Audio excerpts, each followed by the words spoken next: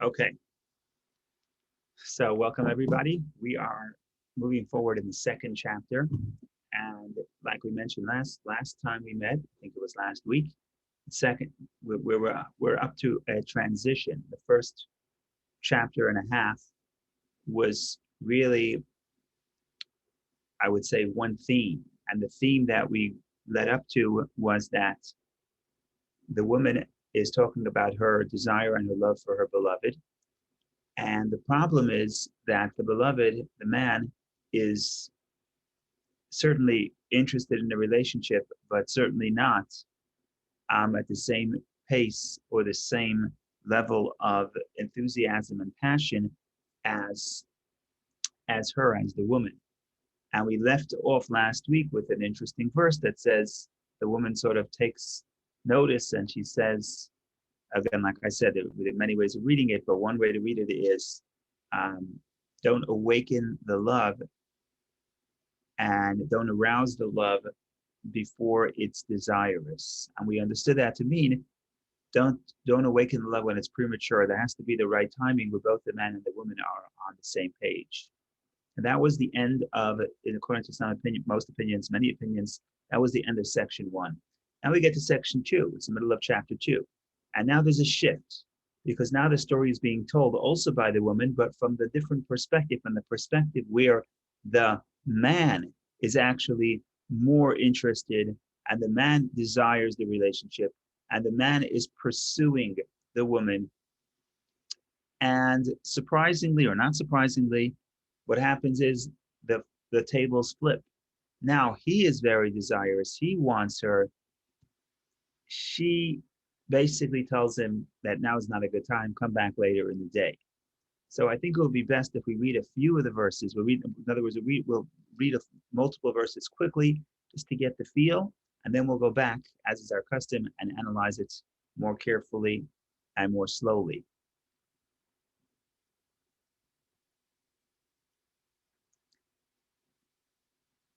So we're looking at chapter 2. And after she said she was lovesick last week, in verse 7, she says, I adjure you, O daughters of Jerusalem, by the gazelles or by the hinds of the field, that you neither awaken nor arouse the love while it is desirous or until it is desirous, as we discussed last week. Okay, now is a new story. Now she is describing how her beloved, the man, is pursuing her. And we'll see how that turns out. And again, we're going to listen. We're going to read from verse 8 until the end of the chapter. So it's verse 8 to verse 17. And listen, and you tell me who you think is more anxious and who you think is more excited and who you think is more involved in the relationship at this point. So we're going to read verse 8. The sound of my beloved. He is coming, skipping over the mountains, jumping over the hills. My beloved resembles a gazelle or a fawn of the hinds.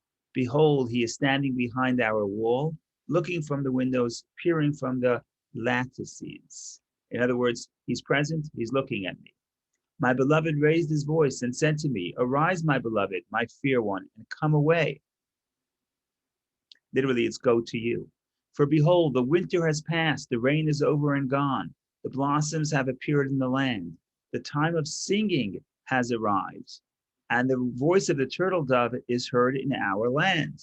In other words, the man, the beloved, is telling her, it's time to get going. Look, all of nature is waking up, so to speak.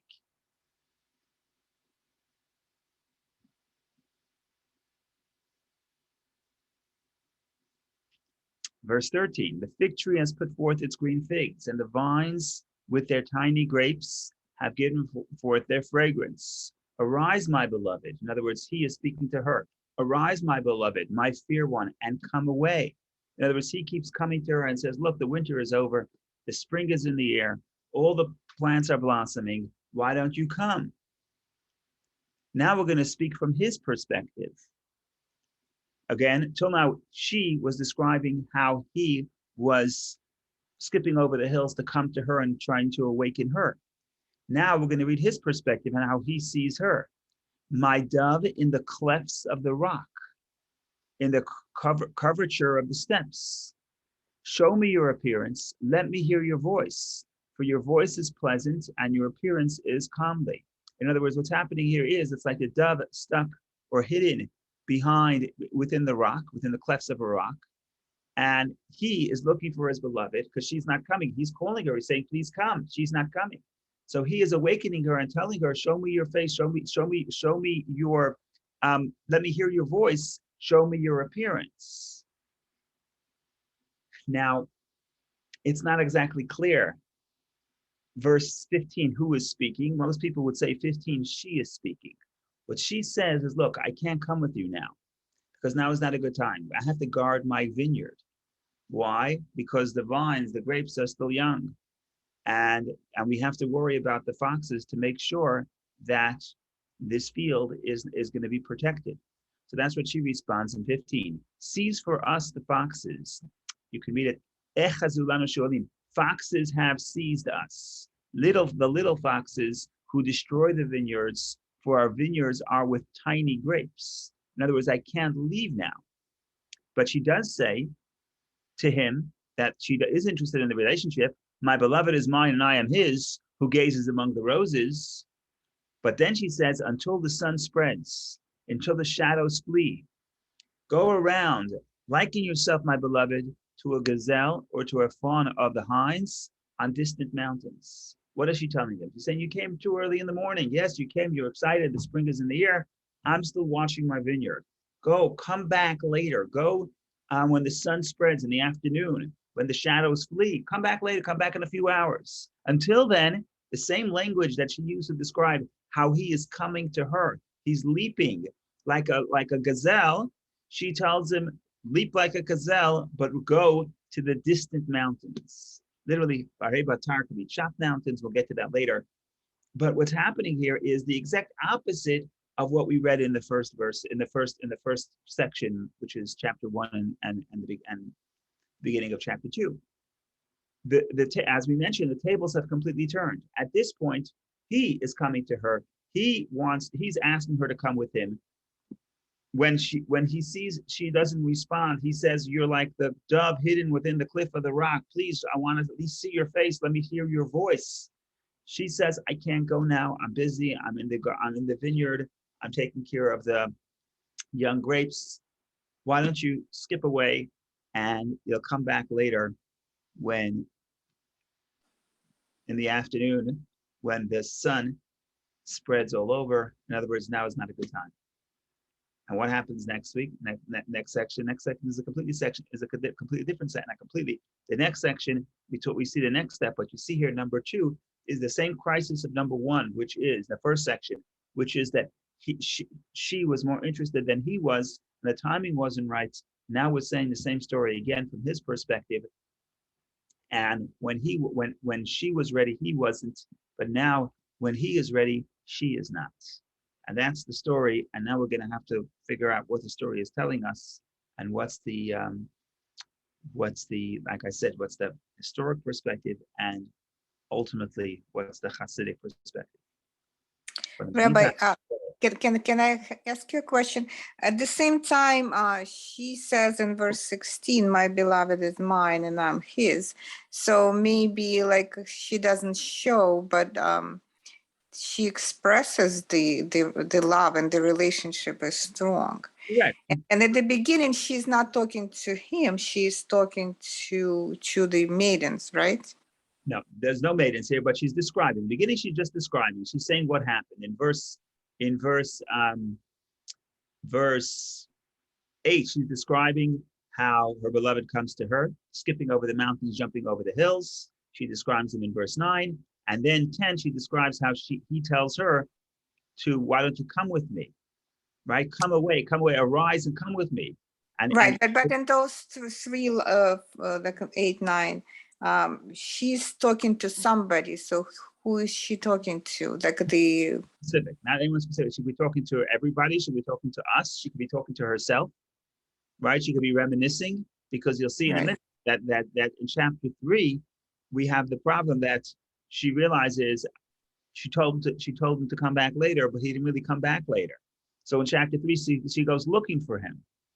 right? So ultimately, this is processing in her mind that she's looking back and thinking back about the relationship, and she's describing the time where he was coming to her. He was saying, "It's time to go. Spring is in the air. Let's go. Let's go together." She's like, "I'm sorry. I have to take care of the vines. I have to take care of my vineyard." And he says, "Why are you hiding from the rock? At least let me see your appearance. Let me hear your voice." And she says, "Listen, you got to come back later." And of course, he doesn't come back later. She has to go look for him. That's going to be the third section, chapter 3. So there is no indication in text who is talking. So we just assume, based on the context, that those like verses 14, 15, it's him talking. It's him. Well, right? well, there's no indication who is talking, who they are talking to, but it's clear who's talking because you could see with the male and female. It's very clear who's talking. So, for example, in 10 is he talking. 10, 11, 12, and 13 and 14 is him talking. And you know that because of Hebrew, because in English it's not clear. Correct. But you don't see it other than kumi lach. Yeah. Arise, my beloved. Arise, kumi lach. Arise, my beloved. Lach is feminine. Ulechi lach is feminine. Okay. Thank you. Kolei charev. Yeah, it's clear. It's clear that he's talking in 14 when he says, "Show me your appearance." Mar'ayich in Hebrew is feminine. Mar'ayich kolech. Your voice is feminine. It's a whole verse is feminine, right? And then 15, it's not 100% clear, but most people believe is she's responding and saying, "Well, you got the little foxes, they're going to destroy the vineyard. I can't go." And therefore, 16 is her as well, and 17 is clearly her telling him, "Have a nice day. You came like a gazelle. You came skipping over. Check out of town. Skip out of here. Go find the distant mountains until later, until the shadows flee, until the sun appears." When is that? Well, she's waiting. Well, he doesn't call back. So chapter 3, now she has to call him. Now she has to go search for him, which is what she does. Rabbi, isn't the implication of all this, like the best advice I got on relationships, that it's never 50-50, sometimes it's 90-10, sometimes it's 20-80, and that actually there's nothing reflexive about this, that a relationship is work, it's just not love, and that the relationship between God and humanity and between people and people means work and compromise. Right. So that's clearly I think you're absolutely correct that is what the song is telling us. It's not telling you how to react to this. It's telling you this is reality. The reality is, in other words, what should she have done when he came for her, but she wasn't ready, right? We know in other words, this is the reality of relationships. This is the reality of love. The question is, how would you respond? How would you adjust? If, in hindsight, how would she adjust? Would she not say, "Come back in the afternoon"? Maybe she wasn't ready. Maybe he should have stuck around longer. And just because he told her to leave doesn't mean he should have left, right? So in hindsight, we have to think about, this is the description. You're right. It's 1099. It's not always 50-50. Agreed. It's almost never 50-50. It's never, in this book, it's not, yeah, for a few minutes at the wedding, it's 50-50. We'll get there later. For a few minutes, it's 50-50. But the problem is, how do you respond when it's not? How do you respond when we're not on the same page? So the book is really giving us a description. The book is not giving us the solution, just giving us the description of the problem. What does Isaac have to say on this? He's trying to figure out how come it's not 50-50.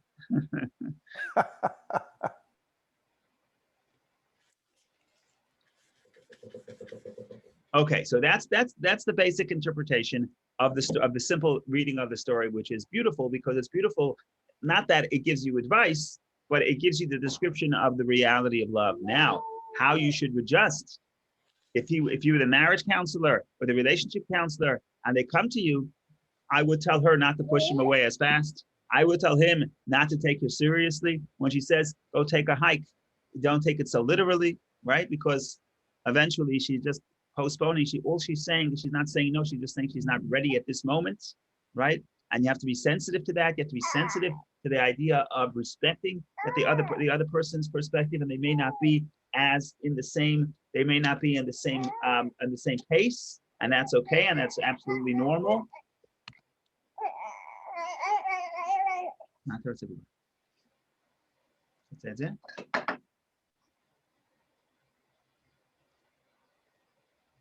Okay, now we're going to go revisit the verses and look at it. We're not going to do all of them, of course, today, but we're going to revisit the verses and think about it from the historic perspective.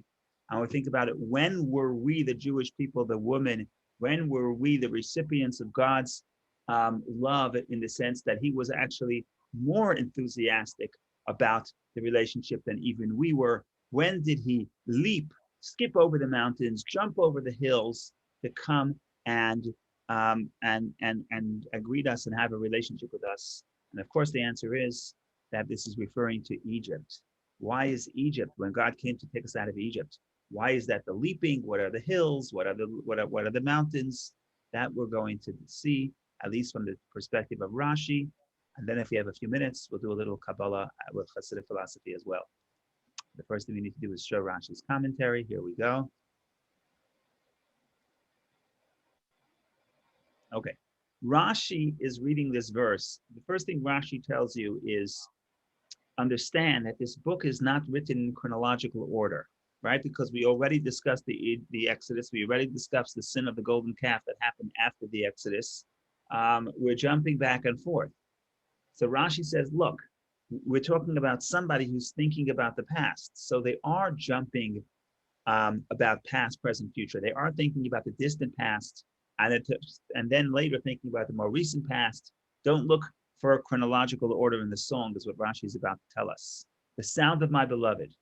Says Rashi, the poet returns to earlier topics, like a person who was brief with his words and later said, I did not tell you the beginning of the matter. He commenced by saying, the king brought me into his chambers, but did not tell how he remembered them in Egypt with an expression of affection, and how he returns and states, this attraction that I told you about, that my beloved drew me and I ran after him, came about as follows. In other words, Rashi is saying the verse 3 of the song, God pulled me after him and we ran. We discussed those verses. That we were talking about the episodes of the Exodus. But let me tell you the beginning of the story. And now we're going back to the beginning of the story. Now, why isn't it in chronological order? Rashi doesn't explain it. He just said, well, Rashi will say someone is filling in. When someone tells you the story, they don't always tell it to you exactly in chronological order. They start talking about what's meaningful to them. And then they say, oh, I didn't fully express it. Let me go back and let me explain to you everything that, let me explain to you the full picture. That's what Rashi says. What we're saying was a little bit different. What we're saying is, because we're of course going to tell the story of the Exodus twice, because we're telling it from two different perspectives. At first, we were telling it from the perspective of the woman. Now we're telling it from the perspective of the man. Well, it's not exactly so, because we're also, the second time around, we're also talking from the perspective of the woman. But at this point, the woman is retelling it. The woman is telling it from the man's perspective. In other words, the first section, we're talking about how Egypt, how at the Exodus, the woman was asking the man, please pull me after you. So she was talking from her perspective. Now she is talking from his perspective. Now she is saying what he did at the Exodus. So here we go. I had despaired of the redemption until the completion of the 400 years that were foretold in the covenant between the segments. That's the covenant between the parts. The sound of my beloved, behold, he is coming before the end, as one skipping over the mountains and jumping over the hills. What is Rashi telling us? Rashi is telling us as follows. Rashi is telling us that the Jewish people, what does it mean that my beloved was skipping? He was jumping over the mountains. So it's not just geographical, it also has a spiritual meaning. What's the meaning? The meaning is that God came to redeem us prematurely. We were not expecting it. He came running. What does it mean he came running? Because if you look at the covenant between the parts, where God promised Abraham and said, your descendants are going to be foreigners in a foreign land for 400 years, and only then will they come in back to Israel. So over there, the figure we got was 400 years. Now, and reality, when did God take us out of Egypt? After 210 years. So what about this discrepancy where God says 400 years will be in Egypt. And in reality, we were only in Egypt for 210 years. Now, there are all kinds of interpretations that are not important for this discussion.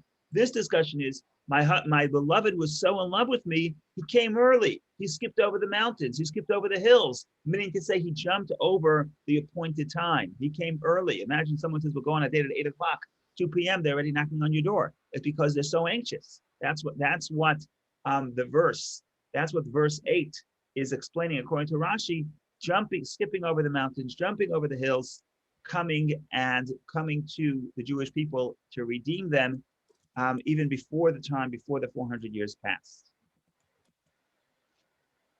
Right? My beloved resembles a gazelle in the swiftness of his running.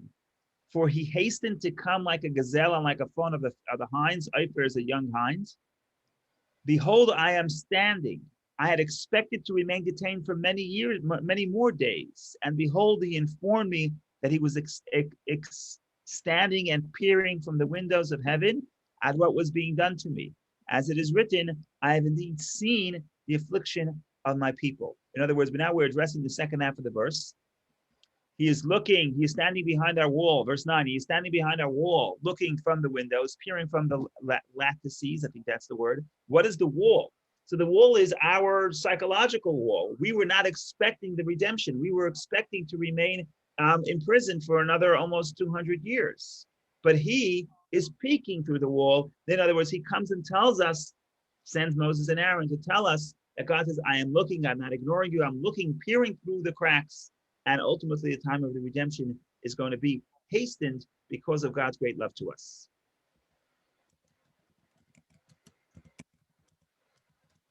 And now we're going to continue verse 10. My beloved raised his voice. So raise his voice, Rashi says, Anah. Literally it says answer. Rashi says it's not answer, it's raising his voice. Okay. What is it? What are the descriptions of verse 11? For behold, the winter has passed, the rain has gone. What is the winter? Behold, the winter has passed. There is no difficulty in traveling now. Stav is winter. The Targum of Choref is Sitva. In other words, now is the perfect time to leave Egypt. The weather is good. The blossoms have appeared in the lands. Says Rashi, the days of the summer are near when the trees blossom and the travelers enjoy seeing them. The time of the singing has arrived when the birds give forth with their song and the sound is pleasant for travelers. Okay, I'm looking for a little bit of historic perspective instead of Rashi just giving a description of the nature here. Okay.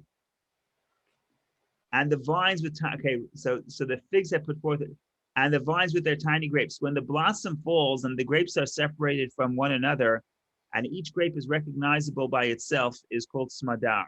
This entire episode, according to the simple meaning, is an expression of the affection of enticement, i.e., a young man appealing to his betrothed to follow him. So did my beloved do to me. In other words, you have to tell your beloved. You have to say, "Why don't you come? It's a beautiful nature trail."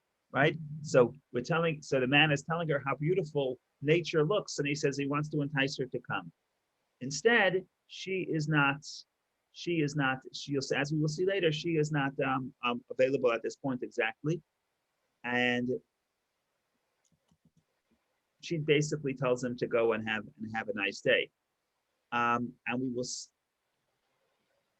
Okay, so I think we'll stop here in explaining Rashi, because the next part, Rashi diverges a little bit from the simple meaning. So we'll leave it at that. And now we will focus on the Hasidic interpretation with God's help, and give the final dimension. So again, Rashi says that verse 8, when the man was anxious and excited about the relationship, he comes early. He's excited. He says, "Look, we found the perfect time in nature. The nature is blossoming. Perfect time to come and travel." Rashi says we're talking about the Exodus of Egypt.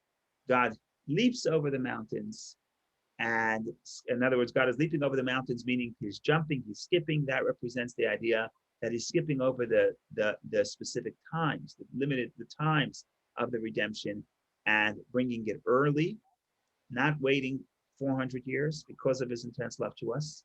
And he generally says we have this wall, we're still in the prison. We still think that we are going to be here for a while. God says, no, I'm peering through the wall. I'm looking, I'm involved, I'm present, and it's time for the redemption. So that's Rashi. Now we have to see if we can get some Hasidic insights.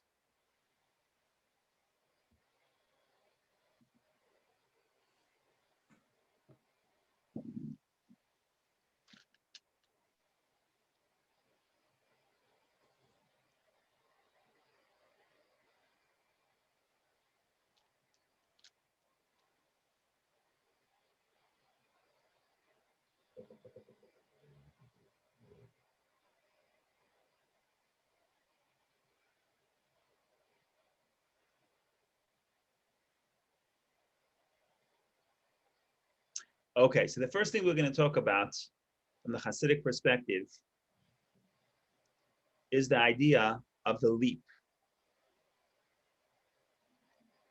Medaleg al harim, leaping over the mountain. So we want to think about leap. Then we're going to think about what are the mountains, right? Rashi told you the mountains are skipping over. The mountains is a metaphor for coming early, coming before, like the deer skipping over the mountains. Is a metaphor for coming early before the times. But the Hasidic interpretation will take it obviously a little different perspective. Before we go to mountains, we want to think about what is the idea of leaping. And before we get to leaping, we have to think about what is Egypt. And that also relates to this week's parsha, because this week's parsha talks about the journeys. Elam Maseh, the second parsha that we're going to read tomorrow. These are the journeys that the Jewish people journeyed when they left Egypt. So we're in the Egypt mode. Now everybody knows what the Hasidic interpretation of Egypt is. And the idea is Egypt comes from the word straits, which means limitation. It's a limitation. And the idea of the exodus of Egypt is going outside of limitation, breaking the barrier of limitation. So what does it mean to be enslaved? It means I'm limited. And now the imprisonment can be because of an external factor, but it's actually more troubling when the limitation is from within myself. I'm limited myself. I limit myself because of my understanding. I limit my understanding of what I'm capable of, and that is a limitation. And the exodus of Egypt is breaking out of that limitation. Okay, if Egypt is limitation, then the Kabbalah explains that there's all types of levels of Egypt. We'll call it, there's the Egypt of unholiness, right? I'm limited in an unholy way. In other words, I'm trapped within unholiness. But then, and here's the big idea, or a big idea, then there's another concept of Egypt, and that is Egypt of holiness. In other words, I'm doing the right thing. I'm in a state of holiness, but I'm still limited. And if I'm limited, I'm in Egypt.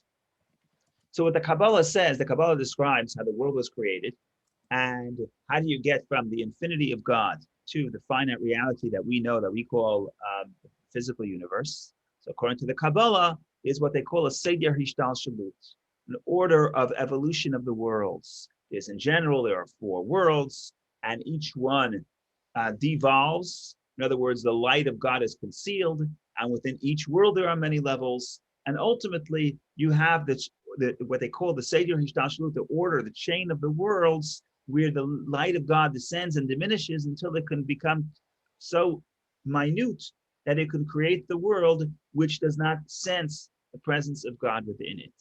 Now, everything the Kabbalah is telling you, all the levels that a person could achieve and a person can grow to, and all the states of perspectives of the angels and the different various forms of angels, and how we climb these 4 worlds during prayer.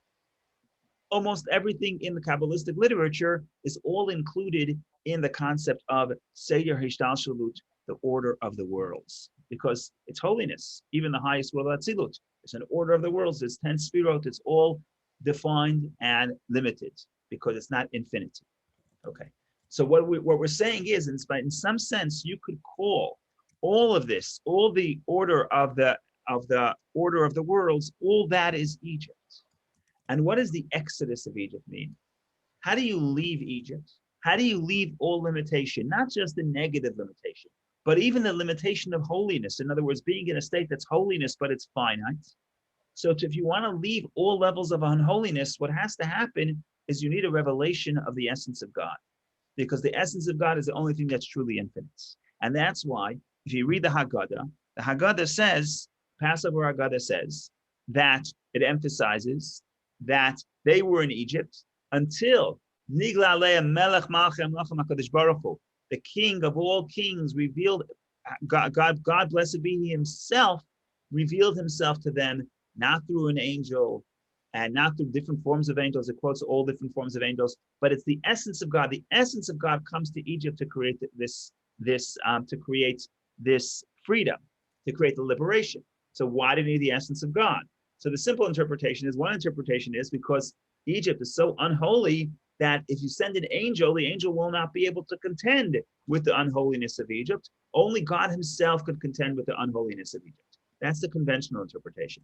But the Hasidic interpretation is, you need the essence of God to get you out of Egypt. Why? Because if you're going to get a limited ray of God, a limited ray of light, you're going to get any other level from the order of evolution of the worlds, you're climbing out of your negative situation, and you're moving into a new home, you're moving into new space. Now you have much more space to expand, but you are still in limitation. And the only way to cure the limitation is if you get to the essence of God. What does it mean that God leaps over the mountains? That is the idea of a leap. Seder Hishtalshelut, the order of the evolution of the worlds, the whole idea is that it descends from level to level. And you can also go up from level to level. You can understand a little bit today, tomorrow you understand a little bit more, and there's an order. If there's an order, if there's an order of the worlds, each step, if you think about it, if you have a chain, each ring of the chain is connected to the one higher, and ultimately the top one and the bottom one are connected because they're all part of the same rung. That's not a leap. That's step by step. The order of the world is step by step. What does it mean, a leap? A leap is if you go beyond the order. And the leap would be if the essence of the light of God comes into Egypt, it comes to the Jewish people to liberate them, and now they're connected to the essence of God, now that's a leap. Why is it a leap? Because it's not just a limited of light that they could contain, but it's a complete leap because it's breaking beyond all limitations of the spiritual evolution of the worlds. That is the idea of the leap in the Kabbalistic notion. I'm going to try to explain it and bring it down a little bit, maybe a little bit more practically, but that's the first step of our journey. To get to the second step of the journey, I want to just introduce leaping over the mountains. Leaping over the mountains and jumping over the hills. So let's read the translation here, just to make sure.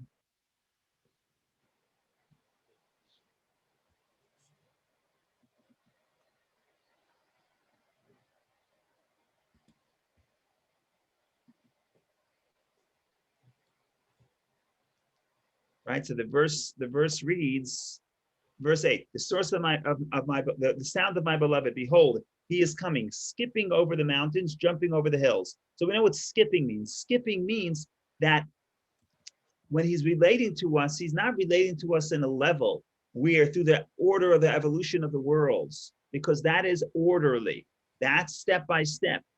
He is leaping over that and revealing His essence to us, not going through, not being changed and formed through the order of the evolution of the worlds, which maybe we could expand upon that in a few minutes. But that's the first point. The second point is that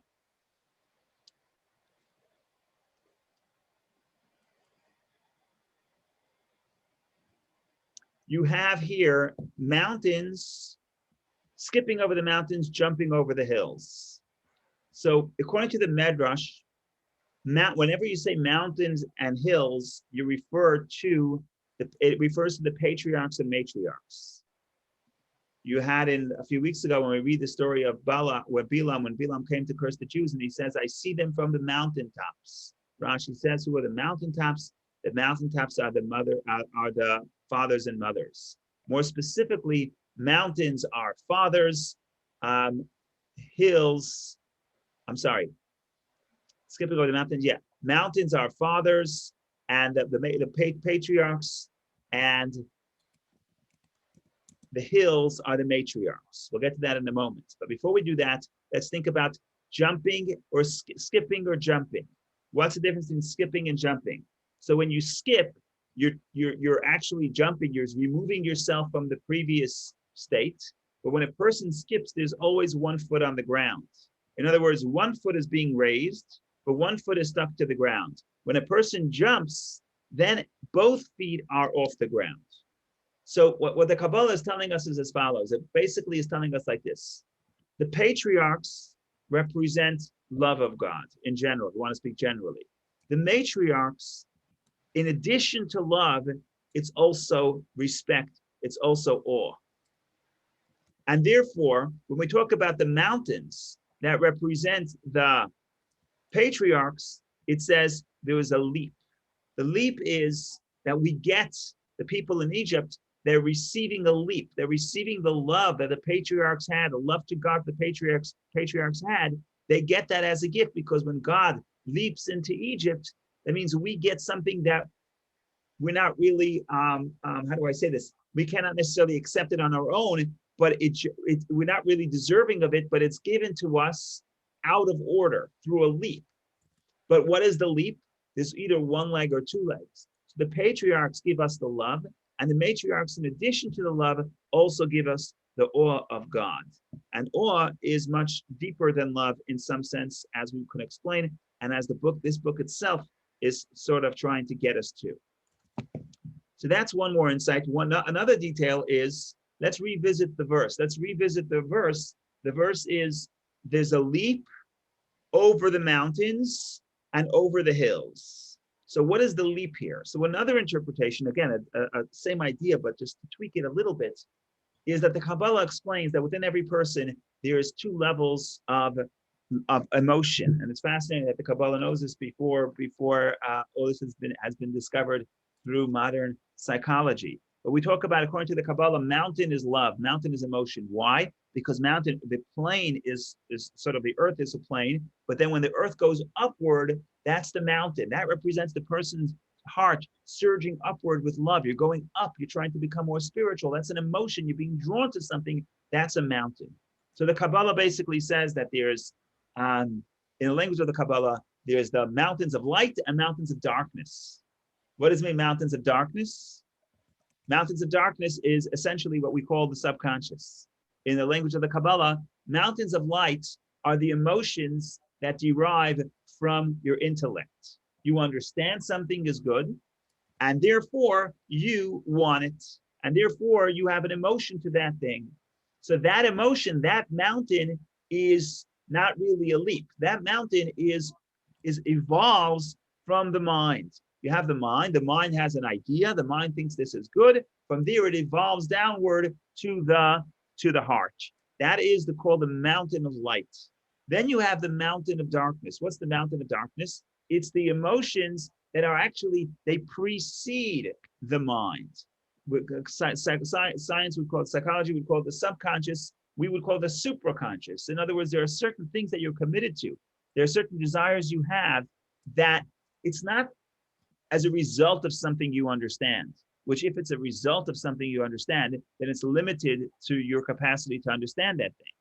But if it comes from a deep place within your soul, then it's mountains, but it's mountains of darkness. Darkness means you can't necessarily explain why you love it, but you love it nonetheless. And in fact, you probably love it more, because if it's a love that's produced by the mind, it's limited by how much you understand.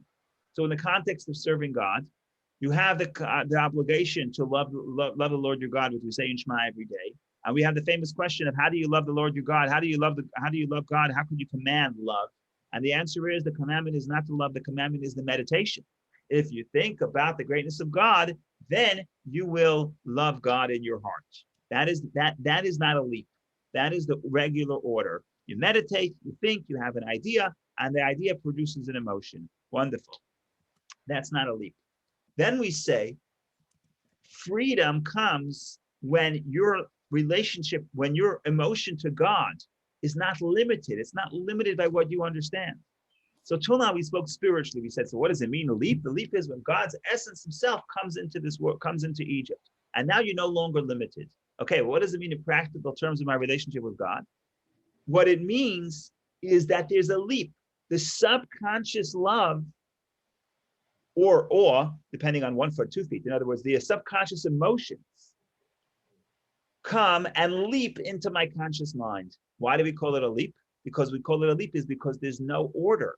From the subconscious to the conscious, there's no order. It just leaps. Within the conscious mind, there you have order. You have the mind understand something that's good. The mind understands that God is great, and that creates an emotion. Okay, that's order.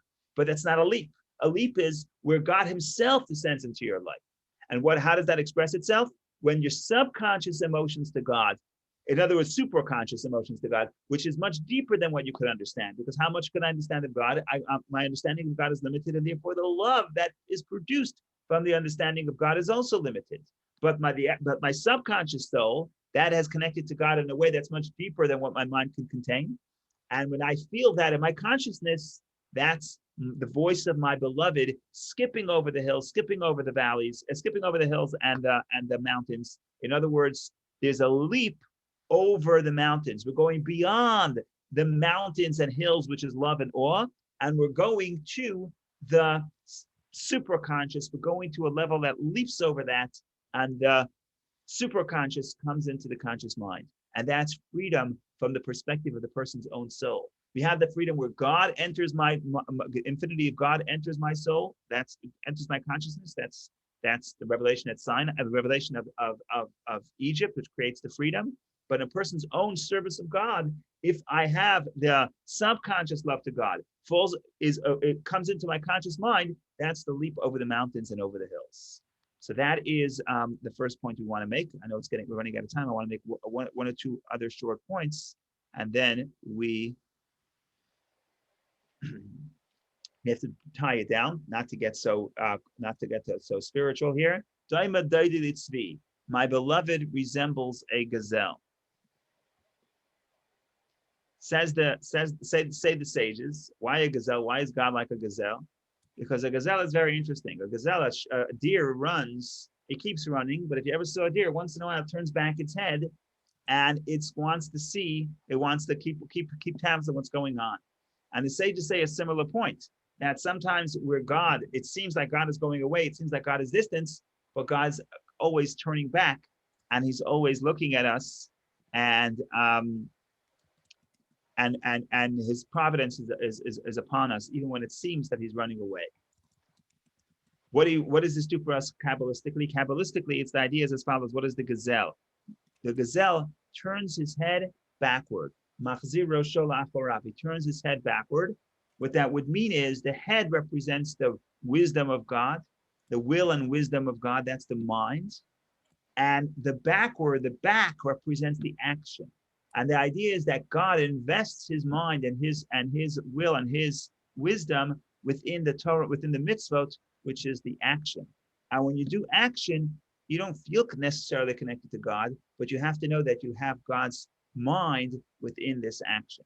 And just one more little detail here. If this is correct, what Rashi said is that verse 8, referring to my beloved skipping over the mountains, refers to the Exodus. And what happens right after the Exodus? And we alluded to it earlier in the song in chapter 3, I believe, or chapter 4. We said, God says, pull me after you, and then we run. In other words, what happens after Passover? After Passover comes the time after God reveals himself to us. Now God says, now you start counting the Omer. Now you start preparing to come close and become more spiritual and prepare for the giving of the Torah. So in other words, after God comes to us, God wants us to make some movement as well. And where do you see that? In the song in verse 10, right? Verse 8 says, the sound of my beloved, behold, he is coming, skipping over the mountains, jumping over the hills. My beloved raised his voice and said to me, arise, my beloved, my fair one, and come away. In other words, at Sinai, at Egypt, God comes and says, okay, I'm taking you out of Egypt. But then verse 10 is what happens after Sinai. After Sinai, after the Exodus, you have to prepare yourself. You have to do something. You have to make movement. And that is the counting of the Omer. And that's what verse 10 alludes to. Okay, so this was a little mystical. I hope it was enjoyable. Again, just to reiterate in 3 sentences, the simple interpretation was that at this point, we're retelling the story from the perspective of the man who's very anxious to come and see her, and he's trying to entice her. Come, it's a beautiful day, let's take a walk. She says, I'm busy, I'm in the field, I can't come now, come back later. Of course, he never comes back later. And that's chapter 3. She has to go looking for him, but that's another story.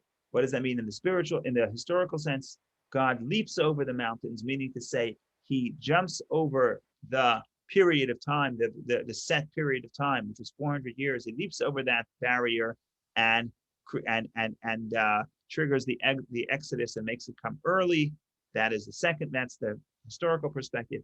And then you get to the third perspective, which is the Kabbalistic perspective, which is following Rashi's lead and saying, yes, of course, we're talking about the Exodus, but what is an Exodus? The Exodus is you need a leap. What do you need to leap over? You need to leap over all stages of the evolution of the worlds. If you want to break free from limitation, you need to leap over all other levels and get to the essence of God.